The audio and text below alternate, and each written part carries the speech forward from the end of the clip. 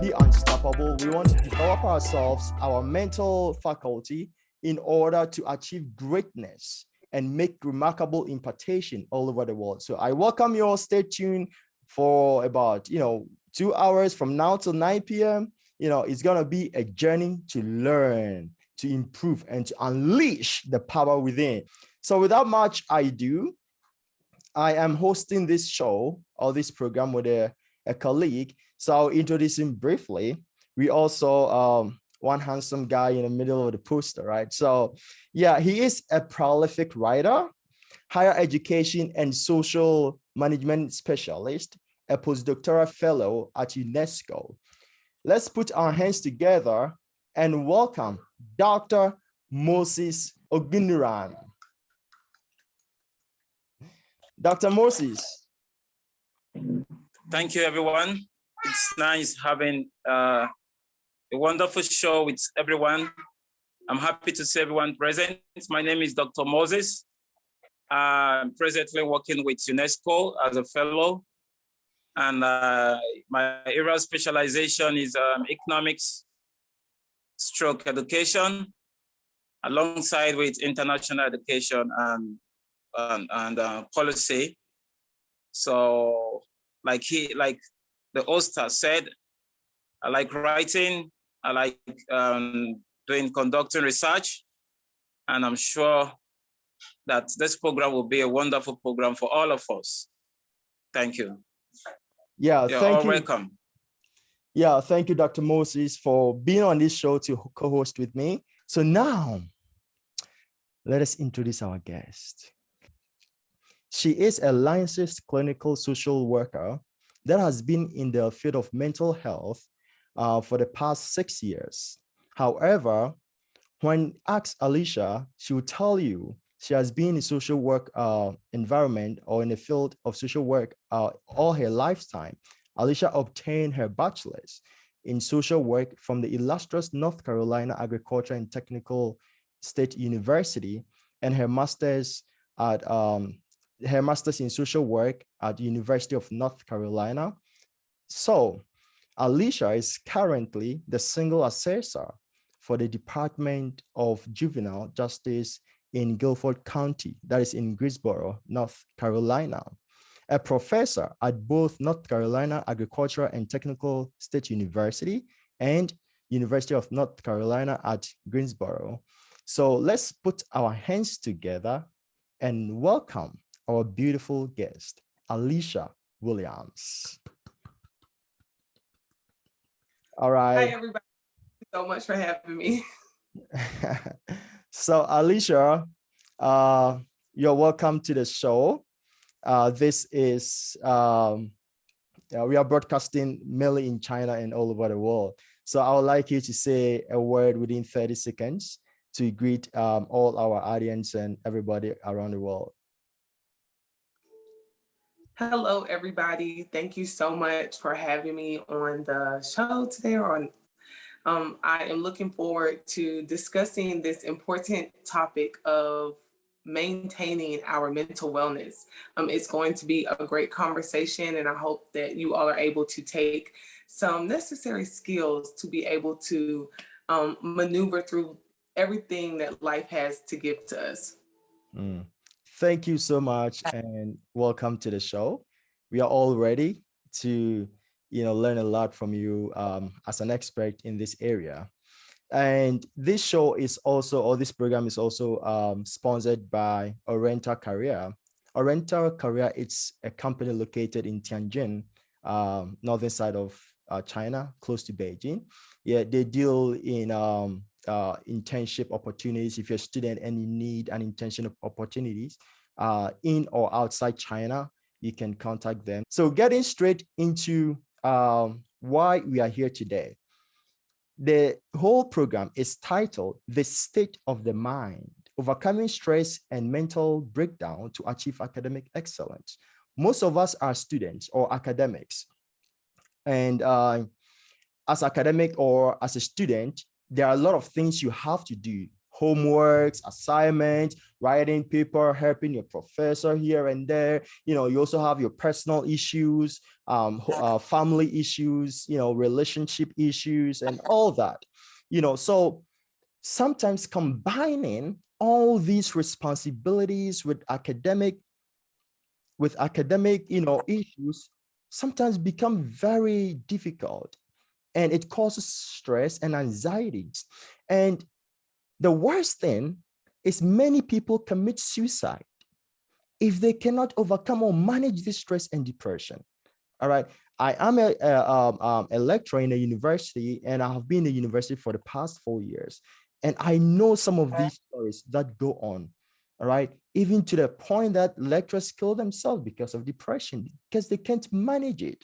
All right. There have been so many stories, not only here in China, all over the world. You can search on the internet. Suicide in academia has increased because of some of these issues.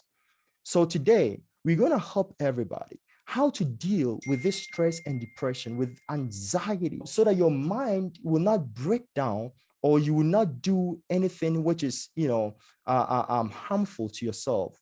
All right. So that is why we're here. So let me go straight to our guest, Alicia. When we talk about stress, depression, anxiety, what do they mean at all? Like, what is the meaning? And give us because you are in this field, give us a practical scenario of some of these issues. When it comes down to stress. So I'll start with stress. Stress is our everyday.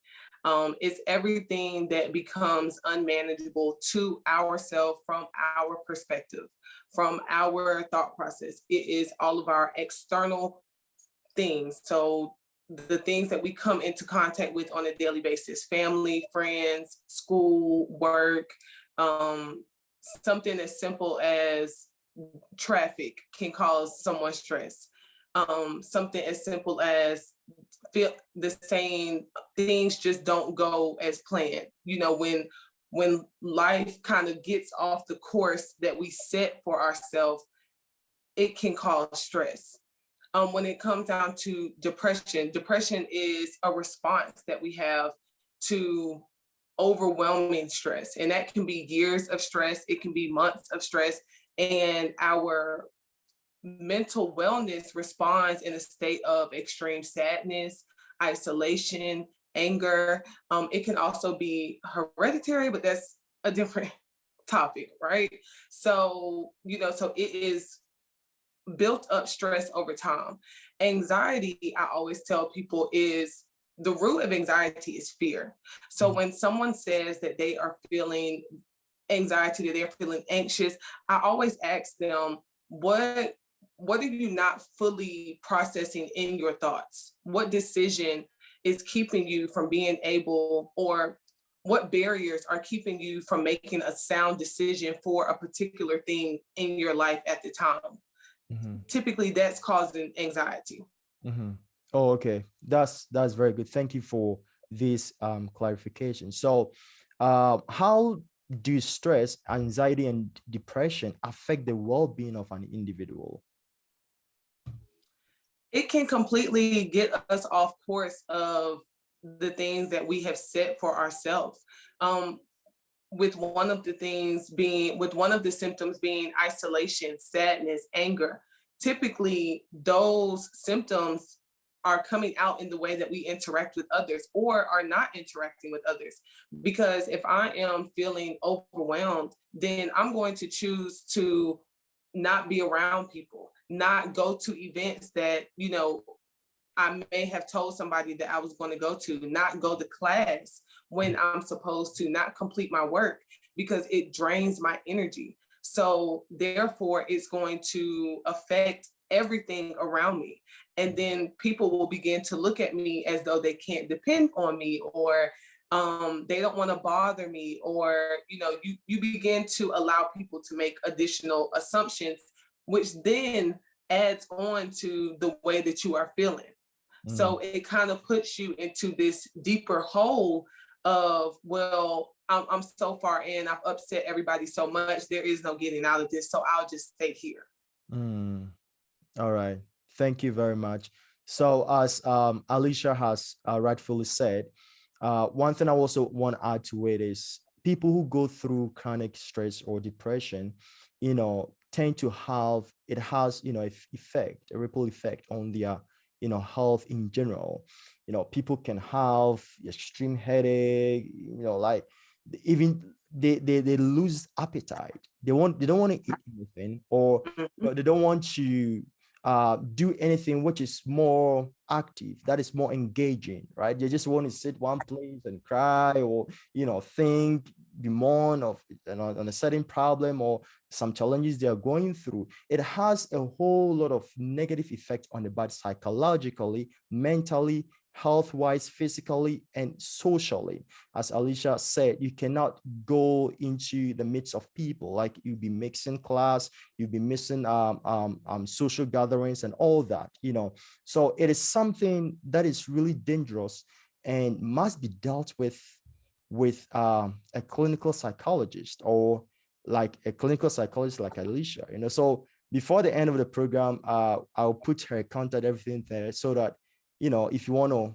contact her for one-on-one counseling or anything of that sort, you'll be able to contact. Due to technology, there's no barrier, right? You may be in China, but maybe seeking for consultation and counseling abroad. So Dr. Moses, what do you have? Yeah, thank you, Professor.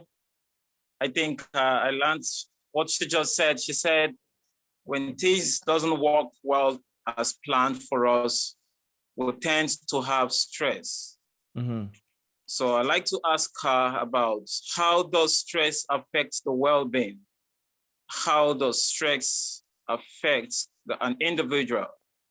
Does it affect mentally, or does it just affect in terms of emotionally, or it affects our health? To what extent do we feel the effects of stress? So it affects every part of us, emotionally, physically, mentally. Like Dr. Like Dr. Frank stated, physically you begin to have headaches. It affects your sleep. It affects your appetite. Sometimes it will cause increased appetite, decreased appetite. Too much sleep, not enough sleep. So essentially, if we are not sleeping and eating correctly, then throughout our day-to-day, we're not going to be able to function appropriately. We're going to begin to have headaches. It's going to affect our gastro system. It's going to affect our overall energy. Your body will begin to really just, I guess I use the word cramp up, like become stiff, right? And your mobility will be affected. And so then you're in the house because you're not moving. Typically, when people experience, say for instance, extreme depression, our hygiene is the first thing to go. It's like, well, I'm not going anywhere, so I won't take a shower, I won't brush my teeth, I won't comb my hair. And then it's the next day, well, I'm not going anywhere, I don't want to go, I don't have the energy. That's one more day that you haven't taken care of your hygiene. Then it goes a third day, and next thing you know, it's 5 days, and water hasn't touched your body, sun hasn't touched your body. People to people interaction, like you haven't had any interaction with anybody, and we tend to shut everybody off. And so that begins to really affect our emotions and our mental, because we begin to get in the state of mind as if we are the only person that's going through this, or I don't want to be a bother for somebody else. I don't want to give my burdens to somebody else. And so that causes us to even more isolate. So now all parts of us are affected. All right. Sorry, one more question. I like to know about the link between stress and the mental disorder. Like, you get disappointed and you're affected with your whole emotional body. Why do we have this link? do we have like the nerves connected to the brain, to our feelings, or to our hearts? So what's the connection between stress and the human body system? I would say it is probably a truly affecting our body. I would say about 30 days to 3 months. But in order for it to turn into a mental health issue, like a mental health disorder, 6 months. That is the minimum time. So for instance, there is a mental health diagnosis called adjustment disorder. The event, and typically it happens when someone has experienced something traumatic or something drastic. For instance, the COVID-19 pandemic caused a lot of people to experience increased mental health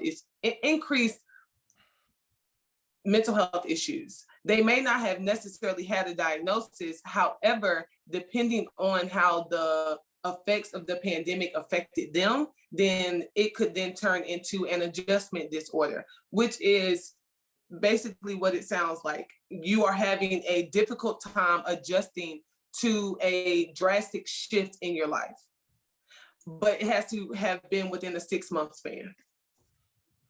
And that's at the minimum. Wow. Thank you, Dr. Frank. Dr. Frank. Yeah, thank you, Dr. Moses. So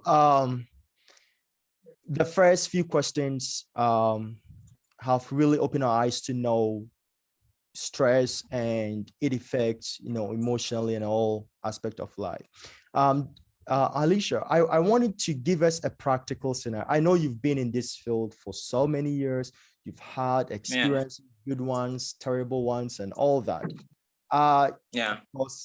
For confidentiality's sake and ethical reasons, of course, no mentioning of names and other things. But I wanted to give us a practical scenario, like some of the cases you've dealt with. To what extent do these cases affected the individuals who probably you've dealt with, and how terrible was the case? We want to have this practical experience so that we will know that it's not theoretical or it's not something we imagine, but something which is really going on, which is really affecting and killing people. So give us that practical, encounter that you've had with some of these issues. So I will use something as simple as grief. We all experience grief or have or will. And grief is the loss of something or someone. And when people think about grief, they only think about it in terms of death.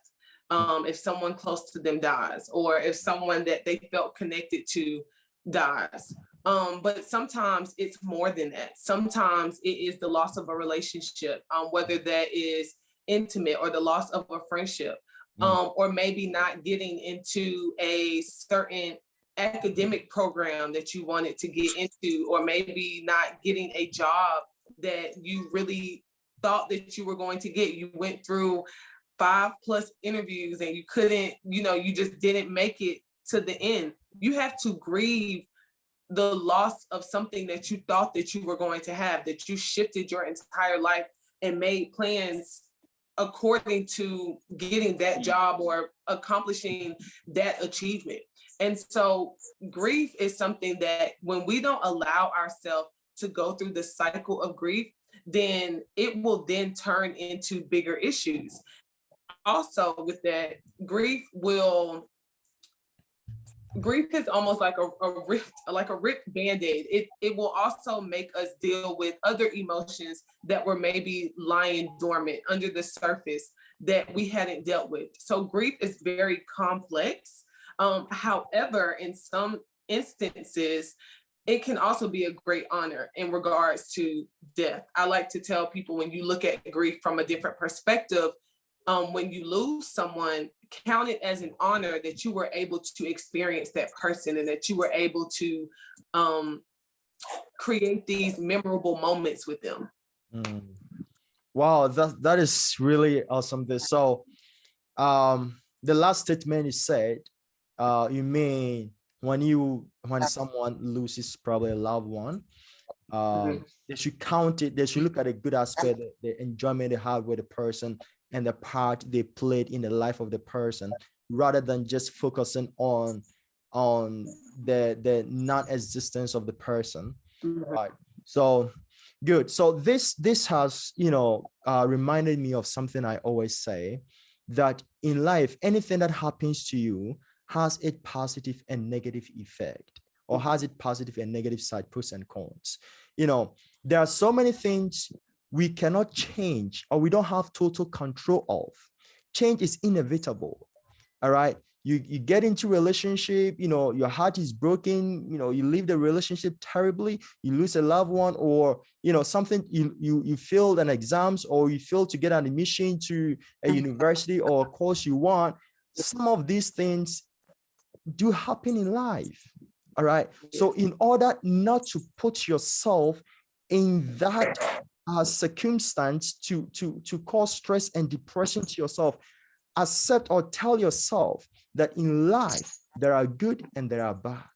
Okay, we all wish and expect the good, but concurrently, you must be aware of the bad side of life. We don't wish it comes, but be aware of it and tell yourself, what if it comes? What am I going to do? Prepare your mind for the worst thing. For example, coronavirus came. No one thought about coronavirus. Like in 2019, no one believed something is coming, that entire world is going to shut down.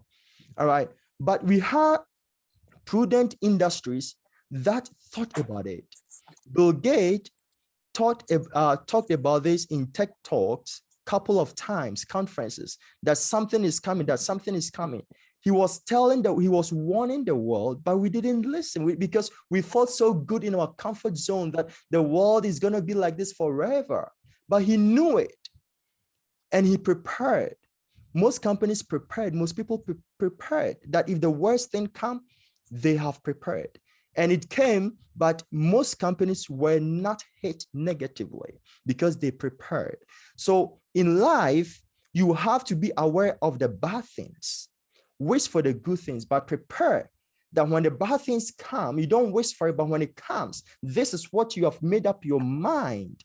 And I believe with that state of mind, you will be able to be strong in any circumstance and situation that you go through. All right. So thank you, Alicia, for adding that. So Dr. Moses, what is on your mind? Or what do you want to add to what I said? Yeah. Like you said,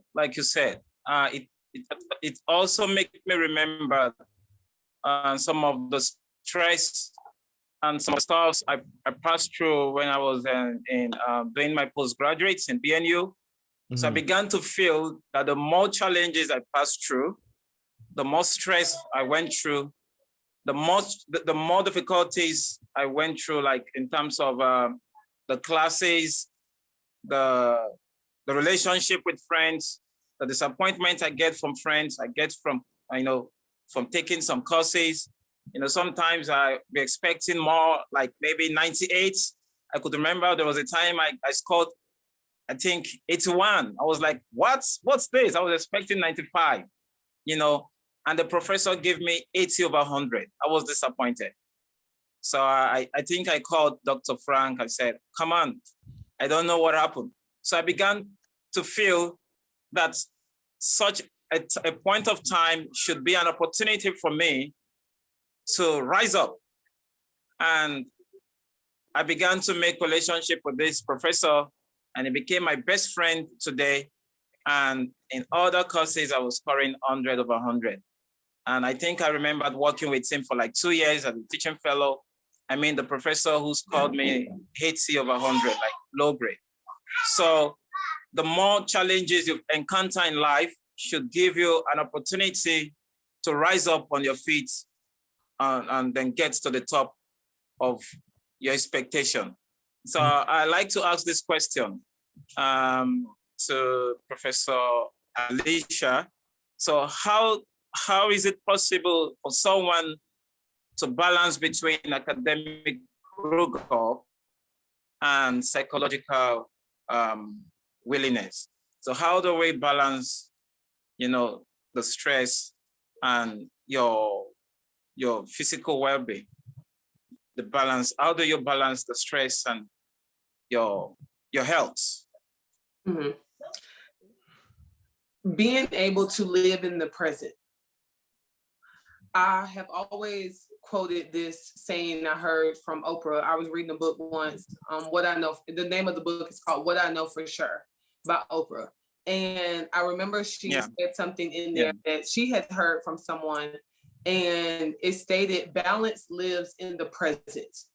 And I have lived my life with that concept. Balance lives in the present. So as long as I stay present in the moment, then I'm able to manage all the things that I have going on. So when I notice that, for instance, myself, because I do so much, when I notice that I am beginning to feel overwhelmed, or I'm beginning to feel anxious, or I feel my stress is increasing, then I realize that I'm not balanced. I'm off course. And so I have to usually just pause, and I begin to organize my day, organize my work, organize my week, so that I am not feeling off course. But ultimately, I'm organizing that day because I am in that day. The week hasn't come yet. Like, we're in the week, but I can't worry about tomorrow, which is Sunday for me. I can't worry about tomorrow when I'm in Saturday. So I focus on Saturday. I focus on what is due today, and I prioritize accordingly. And so even with external stress, because when you are able to be balanced in the things that you have control over, the things that you don't have control over won't knock you off course as much. Yeah. So you'll be able to, bounce back, is the only way I know how to say that. You'll be able to come back forward and be able to, say like, okay, well, this, I wasn't expecting this, but I'm ready. Like, what do I have to do? And so it's being in the present, bringing yourself back to center, and being able to organize. And no matter what that looks like. So so we're talking about academia. So, for me, I have an e-calendar, I have a paper calendar, I write to-do lists, and if it's not written down, then I don't know anything about it. And I maintain my organization because I know that that is going to keep me successful, and I know that that is going to keep me balanced and in the present. Wow, that's interesting. Sorry, one more question. Just an addition, like believe in yourself, live in the presence, and you try to balance the present, and don't think about the future, just think about the present. So, and that thing, I began to feel that I think you might have some kind of elements, some elements that makes you feel to fight the depression. So what are some of the elements you try to key in place when you try to like take a pause and think about yourself? What's wrong with me? So at that spot, do you listen to music, or do you interact with friends, or do you go to bed and sleep? I want you to like give us a definition about the pause. So when you say pause, do you stop and take a nap, or what do you do at that moment of pause? So first, I acknowledge how I'm feeling. Yeah. And I give a word to what I am feeling. Something that I use is a feelings wheel. And you can search it online. It's a colorful wheel that has all of these. So you can start from the inner. So for instance, let me say an example, because I always have one. Okay. So for instance, in the middle of the wheel, it's the words are surprised, bad, fearful, angry, disgusted, sad, happy. and then I move out to the next one, and it breaks down each main word. So, or sometimes I work inward. So for instance, if I'm saying that I feel anxious, then two words that are out that are extended out from anxious is overwhelmed or worried. But my root word is fearful. So I'm acknowledging I'm giving words to exactly how I feel. And I process how I feel in the moment, because that's what happens. We skip over how we feel, and we allow ourselves to think that it's not important, or it doesn't matter, or nobody cares. But I acknowledge my feelings and validate my feelings and affirm myself in knowing that the way that I feel is correct and I'm okay to feel like that. So first, I feel before I do anything else. I allow myself to feel everything that I am experiencing, and then I process it out. After that, if I'm not able to get back to my work, then I walk away from my work. I might walk outside, get some sun, get some fresh air. I do this technique called grounding, where I take my shoes off and I'm walking barefoot on the grass. It's one of my favorite things to do. I absolutely love it. Or sometimes I'll take a drive or take a walk, because that's just what I like to do, right? I may listen to some music, and then if I need a good laugh, I'll call my girlfriends, and we'll laugh and we'll talk. And then I give myself, typically, I try not to give myself too many distractions if I know I have a lot of work to do. And I'll say, okay, after about an hour, I'll eat a good meal, and then I'll come back and I'll organize the rest of my day, and I will only focus on that day and the task that I need for that day. And I give myself a cutoff time. I try not to work all the way to the night when I'm feeling overwhelmed. I give myself a cutoff time, and at that time I cut off. I may read a book, watch a funny show, and then it's time to go to sleep. Interesting. Thanks for sharing. Dr. Frank. Yeah, Dr. Moses, thank you for such those awesome questions over there. So, Alicia, you gave us, your practical experience. What do you do personally? Let me give you a scenario that may be very, very common. We have students, say undergraduates or graduate student, right? They have supervisors, they have courses they've taken, they have assignments they have to write. For example, my student, I give them assignment every single week. They have to write and read and write, they love it. One thing I'm really, happy about is none of them has complained that, Frank, your assignment is giving us stress, But anyways, yeah, so we have such kind of situations and conditions. And all of a sudden, maybe you get a call from a professor. Hey, I want you to do this for me. Another professor will call, hey, I want you to do so. In a short period of time, you are working with deadlines. At the same time, this teacher wants you to do A, this teacher wants you to do B, and they give you timelines and deadlines to accomplish. One person. So and if the student fails to accomplish any of the work, they are criticized, they are seen as dull or not good, or, excuse my words, useless. So that sort of feeling brings a lot of stress and depression on them. So if a student talks to you like that, what practical ways are you going to, or what are you going to tell him or her to do in order, like, she cannot change the situation, he cannot change the situation, the course will come, the work will come and all that. But how can this student work under this sort of pressure without breaking down? One, organization. Just being organized. Two, increasing their self-worth and allowing themselves to believe in themselves.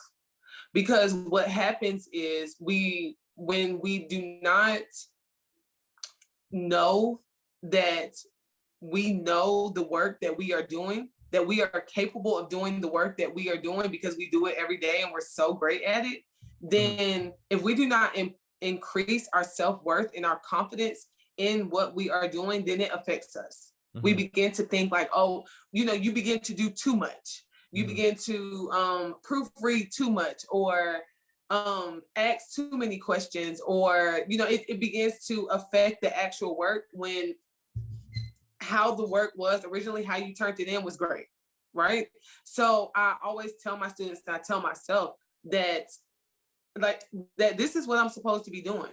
That I'm a social worker. I'm a great social worker. I'm a therapist. I'm a great therapist. I'm a great entrepreneur. I'm a great business owner. I'm a great employee. I'm a great mentor. I am great at all of. Wait, all these things you do them one person?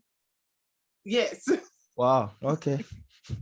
That I am great. I'm a great professor. That I am great at all of these things, and I am capable of doing the work that I am supposed to be doing. And I have to tell myself that all the time, because life gets stressful, right? That's why we're here. Life gets stressful, but I build myself up. Whether that is affirmations, speaking positive quotes into myself. I like to say, speaking life into myself, not being negative. I try to take a very positive outlook on myself, on my work, and that helps build my confidence in the things that I am doing, because ultimately, especially when you have a professor that may be calling you useless or may make you feel bad, you have to say, no, I did the best that I could do with the time that you gave me. And own that, and be able to stand in confidence with that. Because like you said, they don't have any control over the situation. So when I don't have control over a situation, I do the best that I can and I let it go. But you got to let it go. You can't allow it to linger on. You can't allow it to last more than a day. Like, give yourself a day to feel. I'm all about feeling your feelings. Give yourself a day, but the next morning, wake up and know that you are a great student, that you are a great worker, that you are a great professor, that you are a great writer, that you are a great whatever it is, but that you are great at it. Wow. Good. Viewers, so our guest, Alicia Williams, just talked about, if I counted well, not less than 10 things she's doing at the same time. And you can see her sitting. Dr. Frank, maybe that's one of the reasons why she could tackle with stress. Exactly. Does that mean the more responsibility you have, the more chances or strengths you have to cope with stress? Maybe. Yes. Right. So she's the, I mean, one of the best person we can have to talk about these things, right? And as you can see, she's not broken down. She's sitting down beautifully talking, So students, one thing one of my mentors told me when I was a student, a PhD candidate, I was doing so many things, we'll be sharing our life stories, okay? So that you know that what we're talking about is not stuff we read on YouTube or on Google or something we are just reading to you. This is something we've experienced it, okay? And we are sharing with you. So yeah, what I was talking about, yeah, I was doing stuff on campus, in BNU at the time. If you are, I belonged to the International Students Council. I was a leader doing something. At the same time, I learned how to play football. So I was in the football team, aggressive footballing. I was also focusing on my academics. I needed the money, so I was also doing certain rounds to get a cash, right? And I was also serving in an organization outside campus. So I was doing all these things. And sometimes when my mentor calls me, hey, Frank, I needed to do this, or there's a meet, I'm like, oh, sir, I'm busy, I cannot come. He said, Frank, let me tell the truth. The less busiest people in this world are students. they are less busy. So when he said that, I sat down and I meditate, like, why is he saying that? After a few days, I agreed with him perfectly. Let me tell you why students are the less busy people. Imagine you are married, you're a woman married with 2 or 3 kids, all right? This woman, right? You are a boss in your company, a very big, huge company. So every morning you have to take care of your kids. You have to, prepare breakfast for your husband or whatsoever, you do. You have to take care of yourself, your home before you go to work. There are huge responsibilities you have to do as a boss or as a professor, whatsoever. At that time, you have so many things on your hands. This is how busyness is like. You are a student, probably single. You don't have a kid. You don't have anyone you're taking care of. You don't have, family responsibilities, huge family responsibilities, and all that. So you have a lot of time to prioritize, as Alicia said, prioritize, arrange your schedules, right? Things you're going to do, focus today, not tomorrow. So today, what are the things you want to achieve? What are the things you want to accomplish today? That was what I started doing, and it helped me. All right. So I arrange my schedules. Okay, today, how many pages I have to write for my thesis work? Okay, I do that. How many papers do I have to read? No, I have to go work. I need the money, but I don't have time to read. So I bought an iPad. On the bus, on the subway, I spent like 30 minutes on the subway. That time is my reading time in the library. People go to the library to read. My library was on the subway. Right, I have my earpiece, I'm reading. All right, so I was making good use of every single time. And because of all these schedules I was doing, I did not allow myself to engage in certain unnecessary activities. There are certain activities that are not helpful. They consume your time. So if you want to maximize your time and achieve whatever you want to do for a day or for a season, cut certain activities out of your life. They are not important. I never go to the club to drink and dance. I never go to the bar to smoke and do all these things. Not that I don't want to do it. It's enjoyable. Like, we want to have fun, right? But I also think about it. Spending 2 hours, 3 hours at a bar drinking, at the end of the day, I still have a piled work on my head. So I'm like, no, I'm not going to misuse my time like that. So I prioritize my time. There are so many things I didn't do. All right. And I invested my time doing something profitable. That is why I am here talking about this issue today with you. So this thing I did helped me not to be stressed up or to be broken down, because I maximized my time profitably, that I did things that are important to me. If I have spare time, then I'll do other things as well. But if I don't have any spare time, I focus on the most important things to do. So if your friend calls you, hey, let's do this, let's go here, and you have important things on your desk to do, please don't hesitate to say no. Because at the end of the day, your achievement is what will give you satisfaction. It's what will give you joy and happiness, not, things that will not make you achieve anything. All right. So I believe you are with us and you are understanding what we are, talking about. So before I call Dr. Moses in, let me throw this question to Alicia. So let me give you another practical scenario here. So we do with case. I love case studies.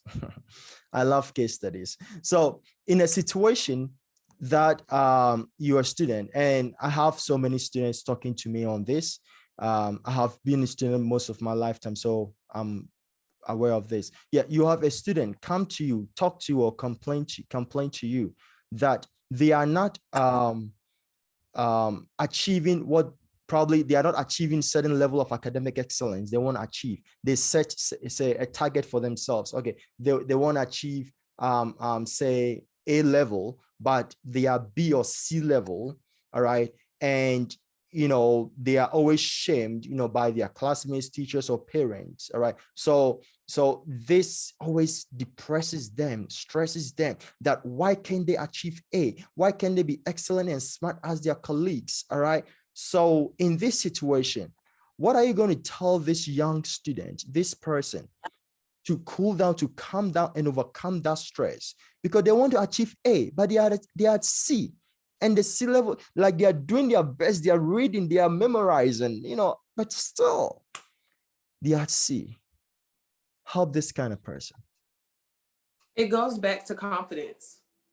It goes back to confidence, having confidence in their self, in their ability to achieve the things that they have set out to achieve. I'll use myself for an example. In order to become a therapist, you have to be clinically licensed. In order to become clinically licensed, fully clinically licensed, you have to pass a test, a state exam. I failed the test twice and had to start my licensure program over. So what is supposed to take 2 years, it took me 4 years. And I remember my clinical supervisor saying to me, Alicia, you know this stuff. You do this stuff. I was literally failing my tests by like 3 points, 5 points. And she was like, you know this. She was like, you have to believe that you know this. She said, you have to walk in that room and own the room, own the test, own the fact that you know that you are a great social worker and that you will be highly beneficial to this field, that you are helping people every day. And so I had to begin to, again, speak life into myself, give myself affirmations. I will pass this test. I am a great social worker. I am capable of accomplishing all the things that I have set out to do. And I had to tell myself that consistently. And then I walked in there on the third time and I passed my test. And here I am today. But, it was a major blow to my confidence. It was a major blow to my ego because I felt like, why am I not capable of passing this test when I was capable of passing it? I just had to believe that I was capable of passing this test and being the social worker that I had made plans on being. Okay. That is awesome there. Dr. Moses, let me throw this question to you. We want practical things. So Alicia has mentioned some of the things she does to overcome stress and depression and anxiety. Yeah. She has mentioned Yes. a lot of things, So you, Dr. Moses, Okay. what I know you are married. Yeah, those who didn't know, Dr. Moses is married, 2 beautiful boys. Yeah.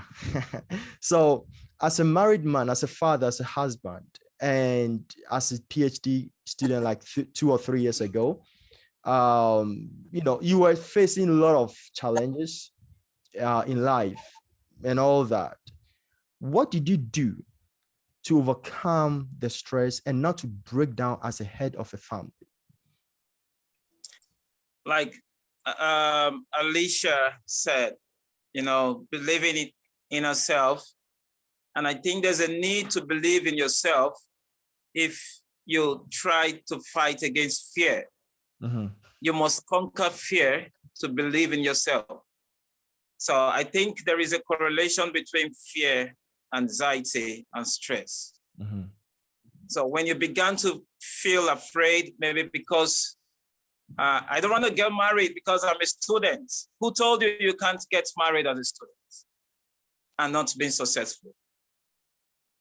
So how do you think you can't, engage yourself in other activities apart from just the academic life? Because of fear. Some students feel like you can't engage in other activities, you can get married, you can't join the sports activities like Dr. Frank was in. I also was the president of the international student. I was a president. I was I think I joined like 2 sections. I was the academic leader before I became the president of the international student. And at the same time, I was engaged in taking care of my family. I had my second son in China while I was schooling. As a PhD student, I gave birth to we're blessed with a second child, Jeremiah, by name Jerry. So I stand to believe in myself that I can. You know, when challenges come, I talk to myself. Sometimes I speak to myself and I encourage myself. Like she said, maybe there's a need for you to take a nap, maybe sleep over it again and meditate on it. So sometimes I do a lot of meditation. Where am I missing it? Have I done anything wrong? Do I need to change some style? Do I need to amend my time, maintain time management? You know, so, you know, doing those things. And also my friends, Dr. Franz was one of my best friends, you know, and he encourages me a lot. So those are some of the things I used to like. Get your friends are important to you. Know your friends, manage your time, know your goal, know what you're doing. Don't copy others. Don't try to imitate others. Be yourself. Thank you. Awesome. As a PhD candidate, wow, you had you had the freedom, the will to produce more babies. Good. Congratulations. And I also, I got award from BNU. I got award from the Chinese government as the best international student. I don't want to like talk a lot about, the little achievements I had because of my time. The time we have. Yeah, it's good to talk about, it's not about bragging, it's about inspiring, right? It's about inspiring. Yeah, so as Moses said, he was a father of two, at the same time serving as the president of the International Student Council. He also has a family back home, that he has to take care of, right? He was probably doing other works, and at the same time he achieved awards. I was a witness, because it was broadcasted on the internet. So I saw it. He from the Ministry of Education as a best international student, from BNU as a best graduating student. He did all this just because he did what he said.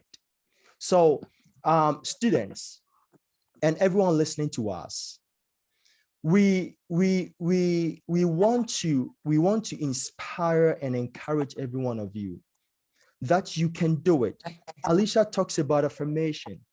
Every morning, this is what I do. Okay, we are telling you something we do. Every morning, this is what I do. Before I step out of my apartment, I tell myself, Frank, I am a winner, not a loser. All right, I am victorious, not a failure. I am a lion. I told a story to my students, lion. I am a lion. I'm fearless. I'm fearless. All right. I tell these things to myself, and I waken up my spirit within me. So when I go out, I am rich. I am not poor. I am wealthy. I am wise. I'm not fool. I'm smart. I'm not stupid. I tell myself all these things. So when I go out and I see or I meet any challenge, these things I told myself have already empowered me. So I have gotten some energy to deal with situations. All right. So when I was a PhD candidate, I also won several awards, not only in China, in South Korea as well. I travel all over, to so many countries, presenting my ideas in international conferences. All right. At the same time, as I said, I was working for the money, so doing so many things together. I always tell myself that, okay, I can't do everything in this world. As Alicia said, you can't do. You're not the person who's going to solve the entire world problem. All right. So focus on what you can do and do best so that you'll be known for something best. All right. So I focused. Focus is very important. All right. So I want to become a professor in the university. How can I become? I need to attend conference. So when you focus, when you identify what you want to do in life, it helps you to know what steps you have to take. All right. So I took those steps and I talk to people. Sometimes come out, don't be shy. Come out, talk to people, talk to professors, talk to the business people, talk to the rich people, go outside the classroom, have communication, build guanxi, as we say in China. network, all right? Quality networks. So I have this OQP, only quality people. So all your friends, as Moses said, if they are not quality people, if you have 5 friends and they are all broke, they are all poor, you become the 6th poor person. All right. So if all your friends are not quality, drop them and search for the quality people, positive people, people who can encourage you, people who can you can learn something from. These people will motivate you, they will inspire you, and the way they overcome stress, depression, and challenges will inspire you, will motivate you to overcome yourself. Don't be too comfortable with people who think so shallow. Get close to people who think deep. They can be your professors. It's okay. Don't be shy. When I was in BNU, when I was in college, professors were my friends, right? They were my friends. I called them, I text them, I asked them, sometimes I go to their houses, we go out for coffee, for, stuff like that. Do that. And most importantly, exercise. Exercise is very important. Some of you who think, oh, I'm so busy. I love the gym. All right. If I wish to even create a portion of bed in the gym to sleep there 24 hours. Like, I love the gym. So no matter how busy I am, right now, I have damaged my lower back, my knees, but I still go to the gym. People try to rest. If I rest, I can't rest. I need a gym to keep me. The gym is like my fuel. It fuels my body. It gives me that energy. Find something that gives you energy. It could be walking, it could be playing games, learn something, learn a game. I learned badminton about 2 years ago, and now I'm an expert in that, So learn something, table tennis, learn a game, so that at least sometimes you can take your mind off work and entertain yourself a little bit. And that entertainment will also release the stress. All right. The entertainment I'm talking about, not going to the bar to drink alcohol, that is going to worsen the case. But do something that will burn calories, that will awaken your brains, that will help you to build some muscles, burn calories, burn fat, and be healthy. So take time, no matter how busy you are, take about 30 minutes a day, 1 hour a day, work out, do something, work out. That will help you to working out. Anytime I feel that my brains are heated, when I go to the gym, I feel released, I feel calm, and I feel so happy. When I see those equipment, I feel so happy. So at that moment, there's nothing like stress in my dictionary. So question and answer time. First of all, I'll go to Philip, Lydia, and Birdie. Do you have any question or contribution for us? Yeah, I've got a question here from Chris. Okay. Okay, Chris wants to ask, Alicia, please share with us the line between good stress and bad stress. I think she wants to find out the distinction between good stress and bad stress. Thank you. Okay, Alicia, could you please take that question? Then we have another question coming in here. Yeah. That's a really good question, because there is a difference. There is good stress, and then there is bad stress. And so bad stress, I would say, comes from things that we know nothing about, typically. Maybe the unexpected things. Say, for instance, you go to the bookstore and for your course books, and it's sold out. It's like, I didn't know anything about that. And it could be good stress because then you don't have to read that day, but I mean, however you determine it. But bad stress, it's the things that we don't know anything about, as well as the things that we ultimately have nothing control over. So say, for instance, illness, death, things of that nature. Just traumatic situations causes bad stress. Good stress can come from the things that we are doing, but it's enjoyable. So for instance, Dr. Frank is, hosting this, and, say for instance, something happened, but he's able to maneuver through it because this is the ultimate goal, being able to have all of us on this one platform discussing this awesome topic. So it's the things that doesn't completely get us off course. It may maybe a little alter our mood, but we're able to bounce back and say, you know what, it's fine. Like, it's okay, because the ultimate goal is still being accomplished. And bad stress, I would say the ultimate goal, you have to go off course a little bit more than what you would want to. Good. So Chris, if you have any other follow-up question, you can come up with it in the chat box, and our wonderful people will bring it out. Good. Any other question from the chat box? I got a question from Okay. Annie to Alicia. That is, behind all these success stories, it seems that there's always a downfall before the people rise. So does that mean we always have failed before we make it? And is there always a success behind any failure? Good question. That is a great question. So yes, that is the raw, real answer. Yes. Life is not perfect. So to think that we won't experience stress, to think that we won't experience downfalls, failures, life is not perfect. We are not perfect. So if you are walking in this concept that you are perfect, I'm so sorry to dismantle that, but you are not. We are not perfect beings.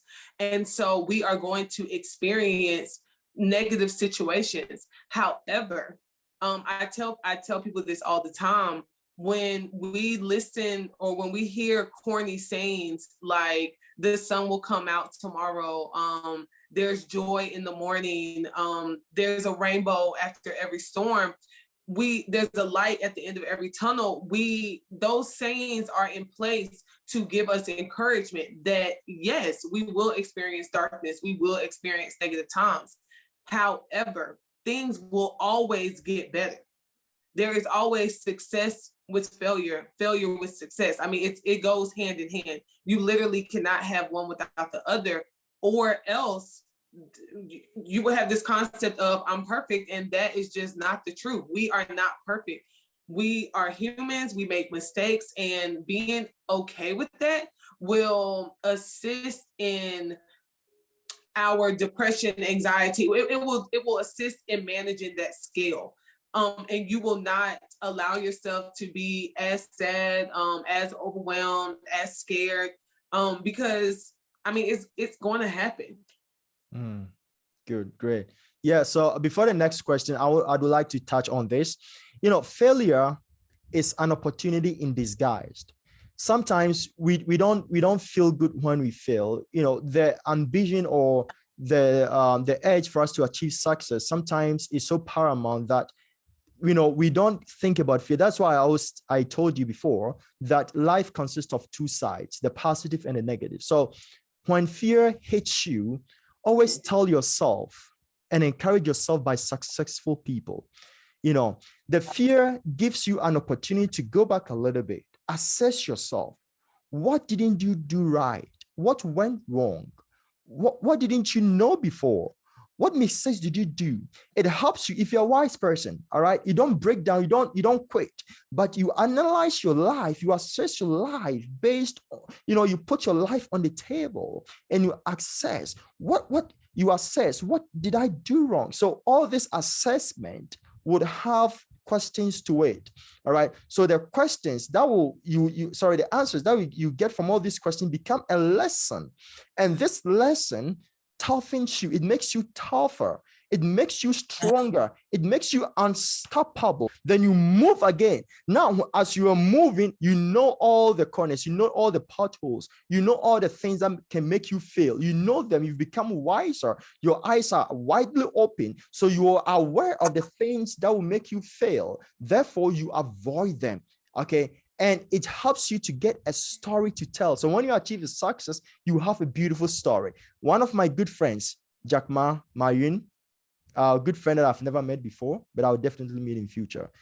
He's Alibaba.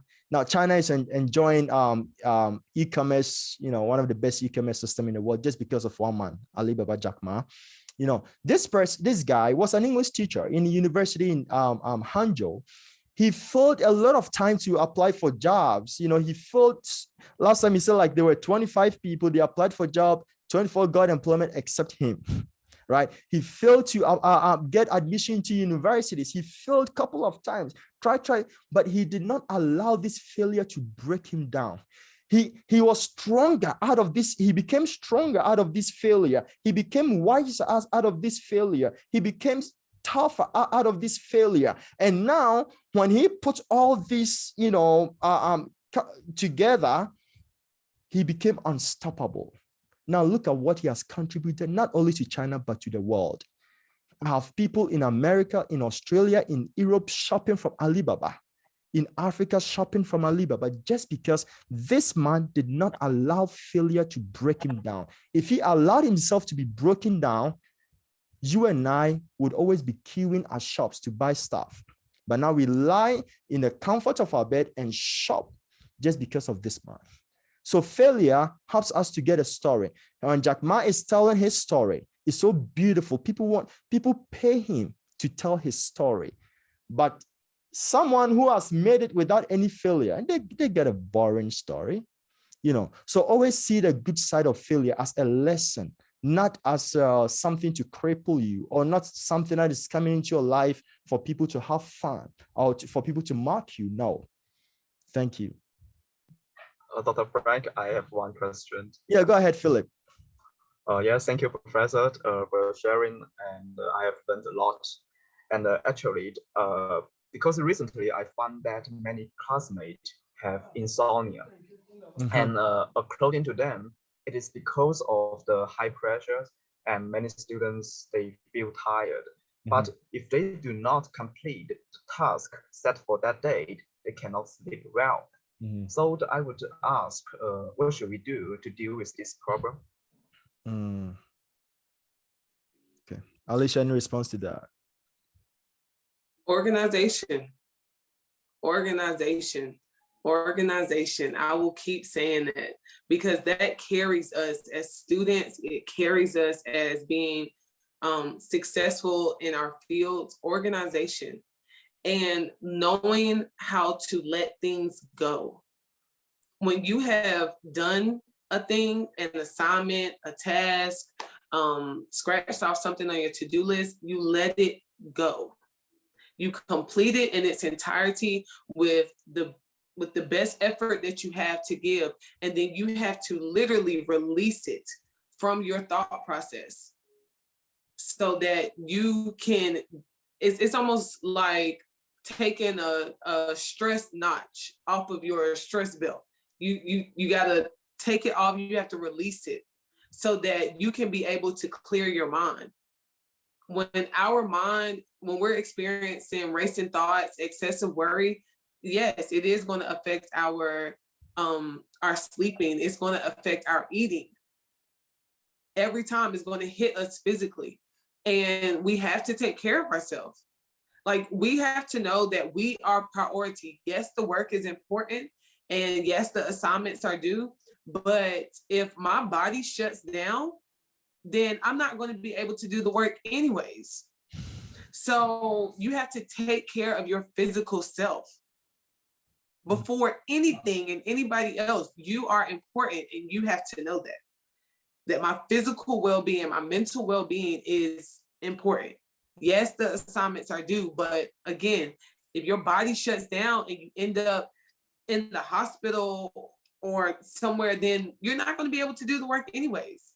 So if you take the time each day to physically take care of yourself, then that's one less day that you have to go into the hospital to, for your body to shut down and say, you're not doing anything. And I would rather I tell myself that I'm not doing anything or that I'm going to take it easy than my body tell me.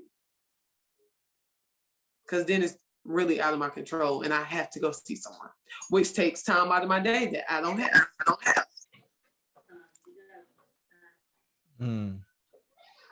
Okay, thank you, Alicia, for the response. Okay, great. Yeah, I have a question.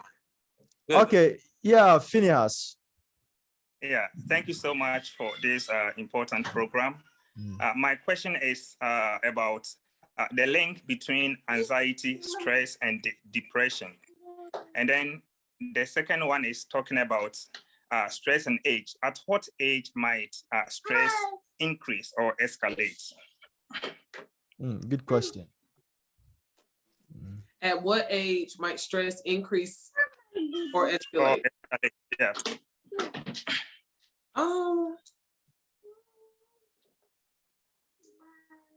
I mean, I believe it can start young. I believe it can start young because kids experience trauma and kids have experiences that affect them mentally and physically. So I think as soon as a child is able to really gain insight into what is going on around them, then that's when stress can begin to increase in their life. Because when you think about trauma, say for instance, physical abuse, sexual abuse, sometimes for kids that starts as young as 5, sometimes younger, where their body responds in a way that something is not right. And their actions begin to respond as though something else has happened, and parents are trying to figure out why have their behaviors changed? Why have their actions changed? And so I think as soon as they are able to, as soon as they realize that something around them is not their normalcy. Good. So what about his first question, the link between anxiety, stress, and depression? The link between anxiety, stress, and depression? Yeah, right, yeah. What do you mean by the link? I mean, the link, like how do they connect? Do they have connection, right? Fina, is that your question? Your microphone is muted. That's my question, sir.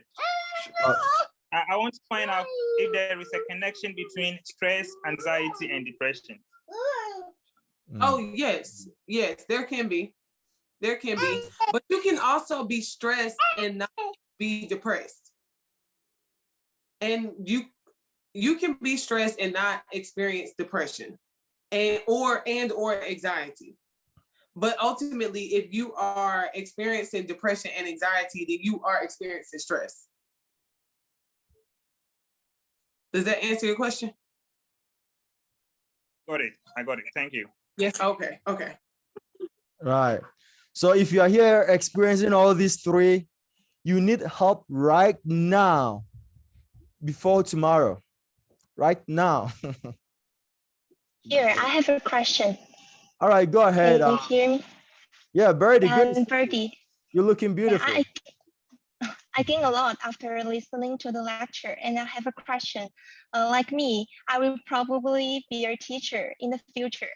And so as a teacher, how can I help some students or others with psychological problems? Just how can I help others? That anxiety is not my anxiety. How can I help others? That's my question. Good question. That's a good question. I think it's actually one of the questions, so I'm prepped for it for sure.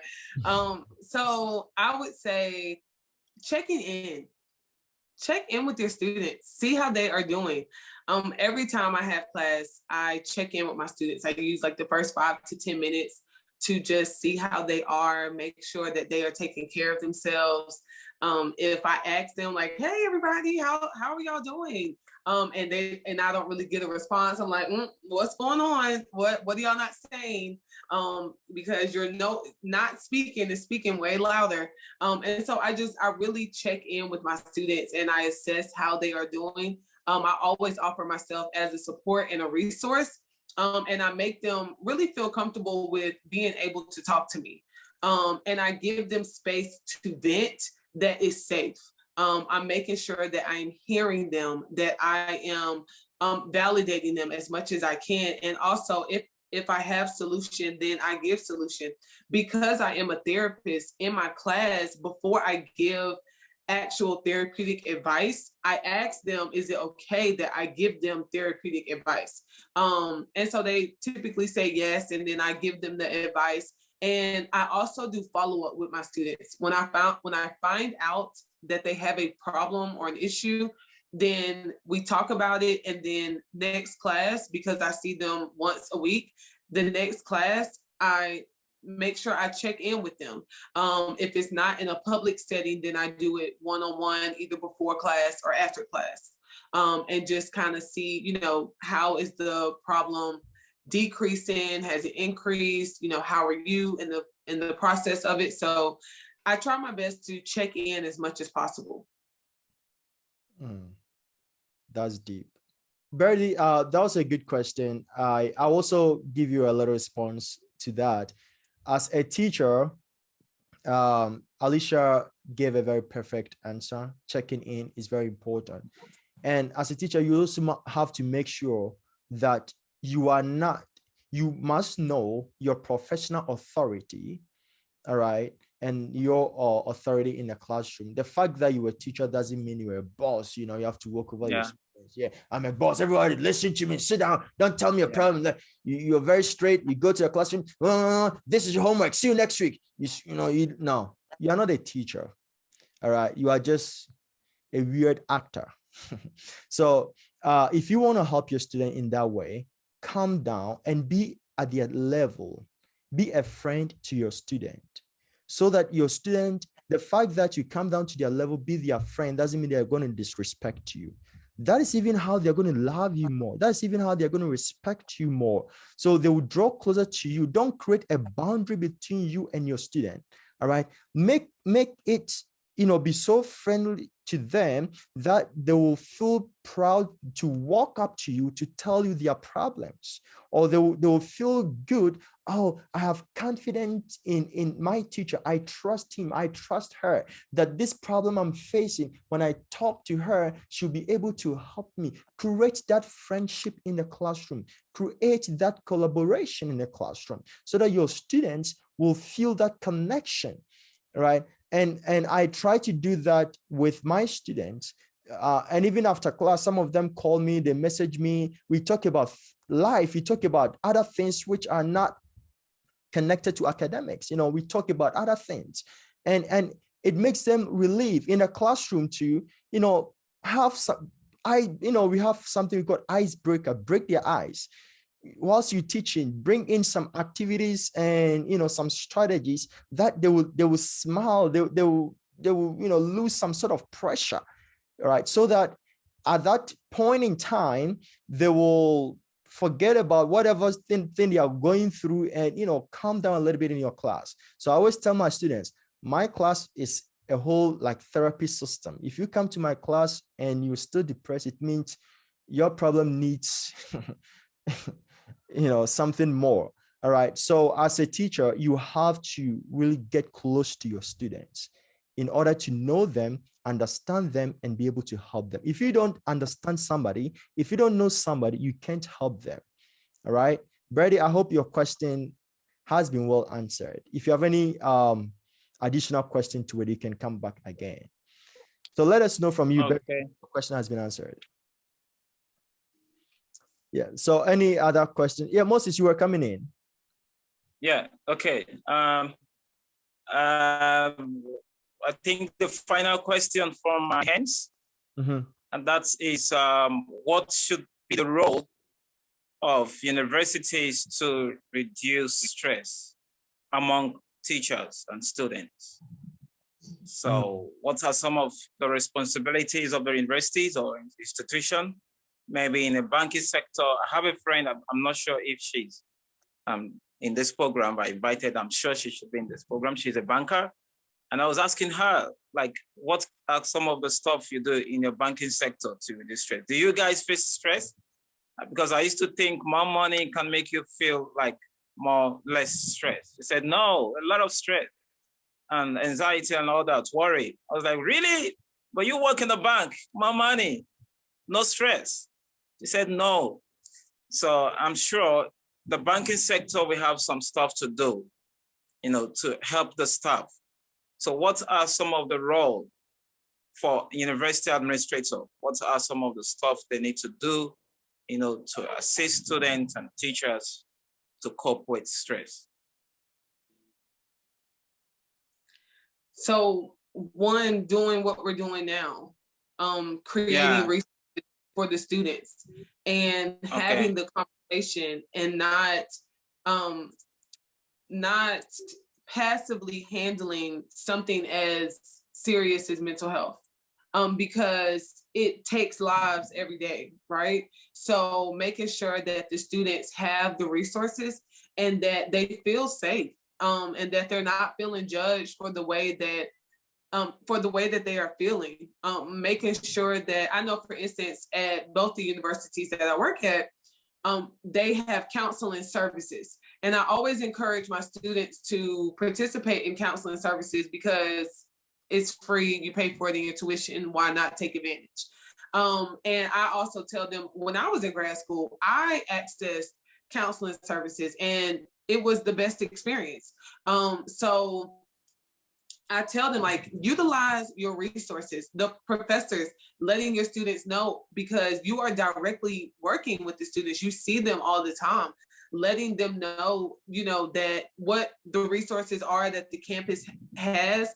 If you notice that your class, maybe your class is a high level class, high stress class, right? And it's just one of those topics that it just is what it is, like maybe science, and these are high stress classes for me, science, math, if you know that as a professor, then as a professor, having the resources for your students to make sure, like, you have them on hand to make sure that when your student is experiencing some type of stress, that you have some skills for them, kind of again checking in with them.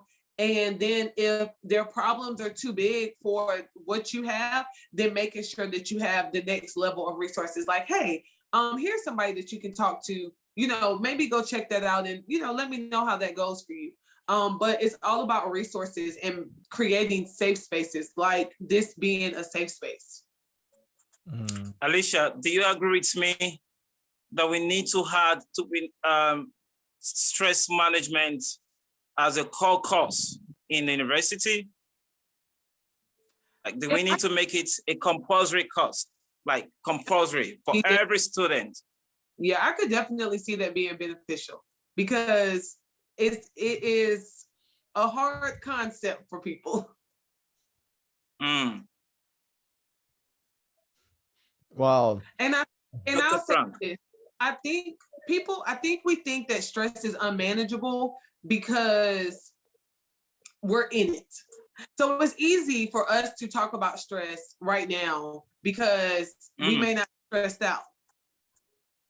I'm not that stressed out in my life right now. I'm actually doing all of the things that I set out to do. However, I've experienced stress. And when I was in stress, it took me a long time to learn how to manage my stress because I was in it.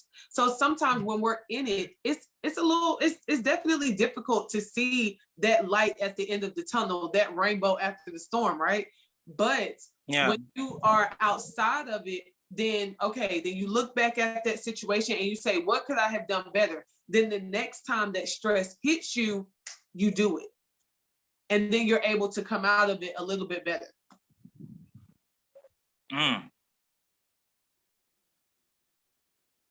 Good. Individual management. Good. Moses, I can agree with you more on that. Most of the times universities, I think many universities have counseling sections and stuff like that students can access. However, they are less talked about and publicized. So students go through a lot of problems and they don't even know that some things like this exist in their universities.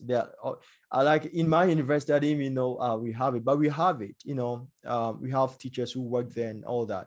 But how do universities tell students, if you're a fresh student, how do we encourage them to access some of these facilities when they go through stress and anxiety? So I think that should be what universities should, actually talk about, because teachers also go through terrible stress, right? And we all need some of these counselors to talk to and all that. So I think many universities have failed to broadcast or, to strengthen this sector in their university. But being it a core course, I also perfectly agree.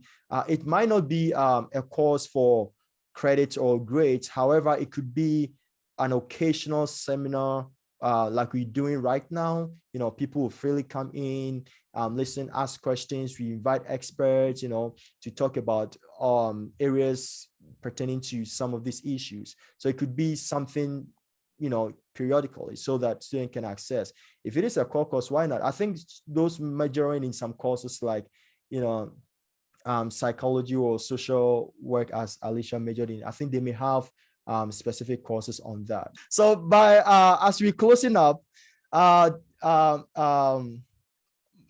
Dr. Moses, your final remarks to everything that we have discussed within 1 minute before we come to Alicia. Yes, thank you. Thanks. A big thanks to our guest. Thank you very much, Alicia. And thanks for your time and sacrifice. I'm sure the time difference might not be favorable to you, but you took your time to participate and as well, expose us to a lot of stuff. And those stuffs are really, worthwhile. Thank you very much. And thanks to our hosts, and also a big thank you to all our audience. Miss Alicia, your final remarks. Not your final. I know you are coming back again. You will grab you again. Yeah, sure. You've really taught us tonight. So for tonight, what are you leaving with us before we see you again pretty short?